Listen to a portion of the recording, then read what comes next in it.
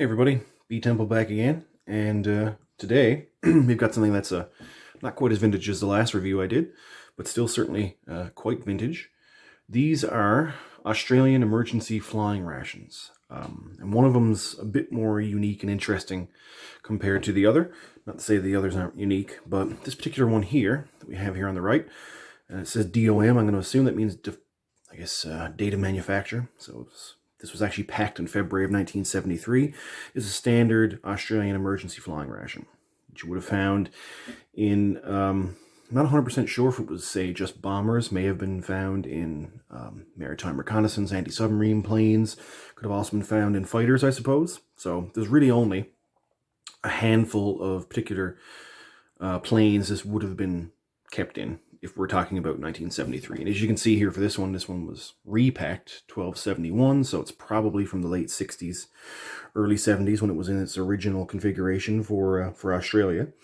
But if we're talking about the actual Australian one itself that we have here, you would have found this in 1973 to be in either, I suppose, Canberra bombers or in the Australian version of the Dassault Mirage 3 fighters, or either in P2 or P3, so that's P2 Neptunes or P3 Orions, the Australian versions, maritime reconnaissance planes. For this one here, not knowing exactly when it was created, possibly this May, if it's from the late 60s, could have been first on board Sabre fighter jets, or as well as Vampire fighter jets, and even Phantom F. Maybe not Phantom F4s. I know there were a small contingent of F4s used by the Australians, but I'm not exactly sure what year that would have been, but it would have been around this time. So yeah, what we're going to do is we're going to have a look inside and show you what the differences are. To get to the story of this one, much like the previous review I did on the emergency rations from Britain, this ration here came from a member of the Territorial Special Forces of the UK, otherwise known as the Territorial Special Air Service, SAS. So it's interesting that the Territorial Special Forces of Britain was actually using repurposed Australian emergency rations. So as you can tell, this was marked emergency flying ration, even though it was given to, ground troops, I guess you want to call it. Called the MkVII 27-P36, and it was repacked in 12 of 71. So December of 1971, this was repacked with possibly more British items. So we could find a mix of British and Australian items in here. Who knows? And obviously, if it was repacked 1271, then it would have to have been in Australian service before that. Who knows? A year, 2 years, 3 years? I have no idea. You can tell by the text here on both that it's incredibly similar. So who knows? This could be from 1970 in Australia, and then, the UK bought a bunch. What I will say, similar to what I said in the previous review, the member of the Territorial Special Services or Special Forces that use this said that, he was in during the late 70s to into the 1980s. So we're talking about something from the early 70s that they were still using, maybe 15, 20 years later, almost. And the idea was that this was kind of only meant to be a 24-hour, 48-hour kind of emergency ration.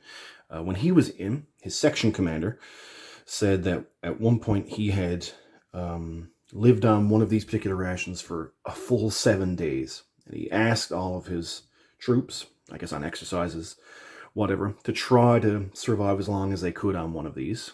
And the person that I got this from said that he managed to get 3 days out of one of these particular rations, the whole entire thing. So as you can see, one from Australia, it's got no tape. It is actually open, but when we look inside, we'll notice that nothing's gone. And this one here is just wrapped up with, I guess it's not quite electrical tape. It's a little more fibrous than that. Almost kind of looks like black duct tape. So what we'll do is we're going to open up the Australian one first. I guess, I don't know if you want to say it's the legit one, to see what the original contents would have looked like. Similarly, seeing that they're pretty close in age. And then we'll open up this one and see if anything's kind of changed because it was repacked in Britain. So here we have it, tops off. First, we start off with just an informational sheet produced by the Armed Forces Food Science Establishment. Gives you your list of contents. It even says here, it's possible for a fit man to march 25 miles a day if water is available. Says all the food components in this pack may be eaten only when at least 3 pints of drinking water per man daily are available. So basically, some of the items in here may be thirst-provoking, and they don't want you to be eating too much of it if you know you're not going to have enough water to sustain you. Comes with a water food bag, and inside there's a little twist tie, some brown paper, possibly for, I guess, fire starter, I suppose. Just some almost like wax paper. And we've got 2 packs of matches, the Kangaroo, I guess Australian Defence Force markings on it.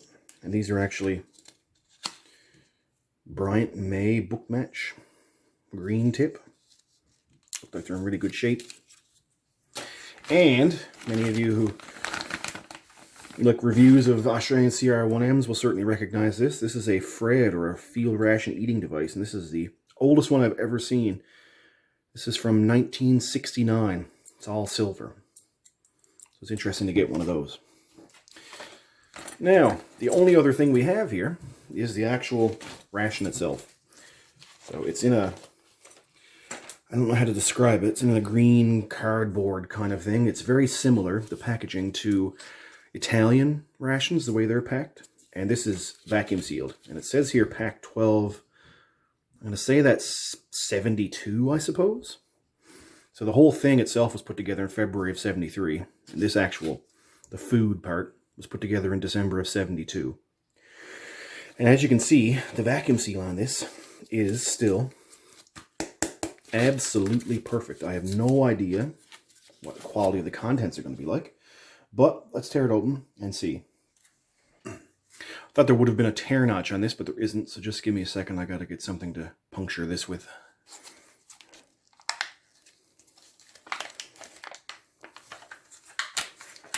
There we have it. Let's take a whiff first before we look at the contents. Doesn't smell too bad. Actually, doesn't smell, you know, like anything's gone off or rancid. Although I could be wrong. So it's interesting. Got ourselves a cardboard box taped up. No markings on it. So yeah, let's get this open and see what we got inside. So here we go. And these are the contents. Now, I don't know if I'm going to try everything, obviously, because I have no idea the quality of some of this, but we may perhaps try a few items. Everything's in this sort of dark green, forest green kind of color. Let's look at some of the items. We got some instant coffee. We got 4 instant milks, I guess, to go with the coffee or whatever else. There's probably tea in here too. Got a box of Green Lights waterproof safety matches. There you go. Got 4 little packets, I guess, of what I assume is sugar. I'm gonna venture a guess and say that's sugar. 2 little plastic baggies of Columbia tea bags. Got 2 blocks of something. I don't know if this is one item. No, it's actually 2 items, but they don't seem to want to split apart. I have to check the contents list to make sure exactly what they are. Got some hexamine fuel tablets. 2 Australian Army chocolate rations. A little packet of Arnott's cereal biscuits. Packet of water purification tablets. A bunch of these little, I guess, foil bags. There's, I think, 4 of them. I don't know if it's just meant to mix your coffee in or something like that, but or maybe to make soup. These could be bouillon cubes. I'll check the contents, but maybe that's what the purpose is to use some bouillon cubes and then use these as, I guess, vessels for putting your food in. Got a couple small Ziploc bags. Some tissue. Oh, and here you go. This actually confirms that this is not from 1972.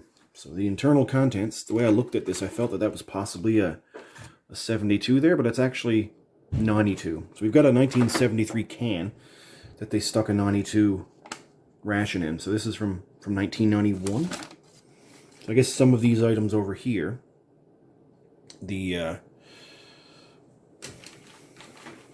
few items are the originals to 1973, but then the actual food itself is from the early 90s. So we should have here a cereal block, fruit candy, chocolate, coffee, sugar, milk, tea, water purification tabs, matches, toilet paper, instruction sheet, water, food bags, plastic bag, cooking bag, hexamine tablets. So I guess we're going to say this is our cereal block. And then these here must be, I guess, the fruit candy, 2 40-gram packs. So there's actually no bullion. So yeah. There we have it, guys. These are the contents of what I thought first was a 1970s emergency flying ration, but it is actually from 1991, or at least was packed in 1992. But the actual instruction sheet says 91, so we'll say this is a 91-92 kind of ration. So we'll get a sense of what things look like for this one. And then we're going to open up the one that actually is, or should be, seeing it's still sealed, from the early 1970s. Okay guys, so before we maybe try out a few items, next we're going to tear open the one from the 1970s and get a sense of how things are going to be different. Now obviously when I first started this review I thought that the contents were going to be similar due to the fact that I thought the other one was from the 1970s, but only a few items were. So that was from the 1990s. So we're gonna see a lot of differences, I'm sure. What I'm really looking forward to is seeing if the majority of the items in here are British, or if they're Australian, or if there is a mix. But we'll give this a look. It's got this tape on it.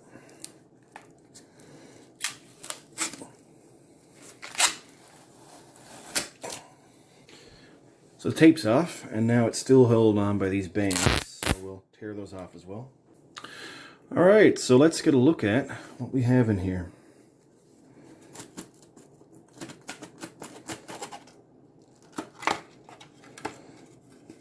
So first of all, inside on the inside cover we have 2 handles, which we would use to affix this to turn the actual tray itself into a cooking pan. And then we have all of this stuff in silver foil packaging. Got some toilet paper. Got a similar food bag. Something has burst inside. Inside the water food bag we've got an emergency flying ration piece of paper, some wax paper and a stirring stick and a rubber band. And the piece of paper looks very similar to the one that was inside the original tin. And now let's look at some of the items. So we've got, okay, yeah, this is all marked 371. So I'm going to assume then that everything here is actually British items. So all the original Australian items probably would have been taken out of this. And then this up here probably would have been taken out and just replaced with British ration items. Packet of salt. Packet of water sterilizing tablets. Next we have Paladrine tablets. And Paladrine is a trade name of, basically it's an anti-malarial drug. Not quite the same as quinine, but similar to that. It would usually be taken along with quinine. Got a packet of biscuits. Got ourselves a cereal block. Packet of butterscotch sweets. Got ourselves a I guess a can opener, sort of like a Fred. Let me see if it actually is a Fred. It's from 1966 and it says car, so I don't know if it actually is a Fred or not, but can't get that to focus. There we go. 1966 car. Does look very similar to a Fred, so maybe it actually is.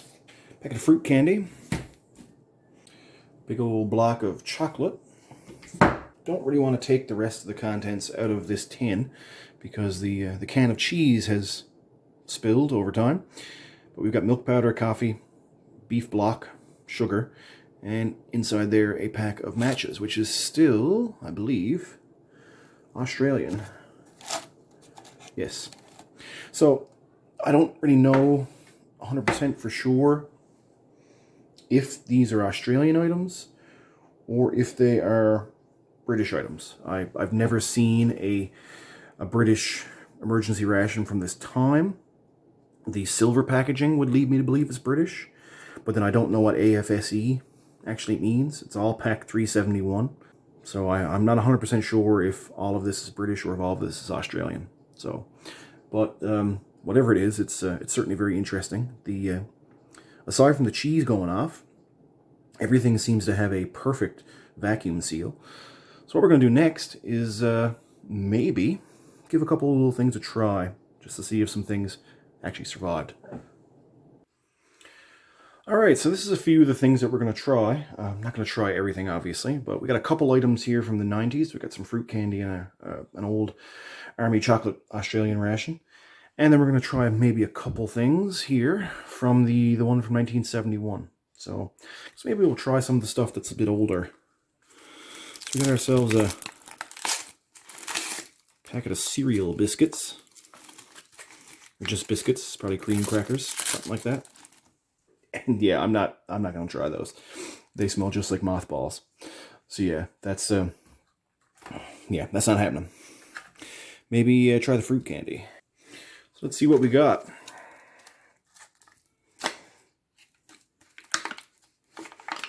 We've got a packet of Allen's Cheers Fruit Drops. And I tell you, they feel like they're in perfect shape. Maybe the smell not so much, but oh, here we go. This is probably the first indication that what we have here is still all Australian. It's from A.W. Allen Limited, South Melbourne, Victoria. So there you have it.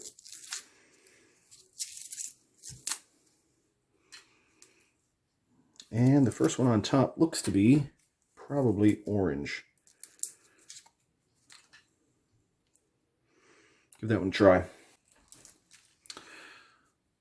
Cellophane came off fairly easily. Looks like it's probably orange. Let's give it a try. It's not bad, but it's not great either. I don't know if the spilling of the cheese inside the tin, I don't know how it would have permeated things, but maybe it did. But yeah, it certainly doesn't taste fresh. And the biscuits are really bad, so who knows. Let's open up the butterscotch next. See what these look like. These are commercial as well. These are Pascal butterscotches. I've never heard of the brand before. Let's see what they're like. Don't look too bad. Looks like a standard butterscotch candy. It's not too bad. It tastes almost like butter that's slightly gone off, but nothing too horrible. It's interesting to find sort of commercial items in this, not some sort of generic, army ration. Now, this is leading me to believe that this will probably be similar to, regular Australian Army chocolate, seeing this is all Australian items, but we'll see. Oh, wow. It is actually commercial chocolate, not Australian ration chocolate. So these are actually Cadbury bars. You pick up that. There you go. And there's 3 of them. They're in their foil, but also in what seems to be cellophane. And they don't smell the best, but we'll open one up and see what it's like. It's a very oily wax paper. And then we've got our silver Cadbury bar inside, which looks immaculate.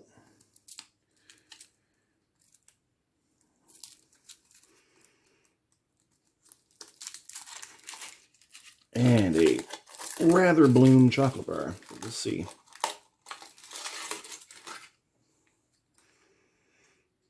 So yeah, there you go. You see the bloom is permeated somewhat. Let's give it a try.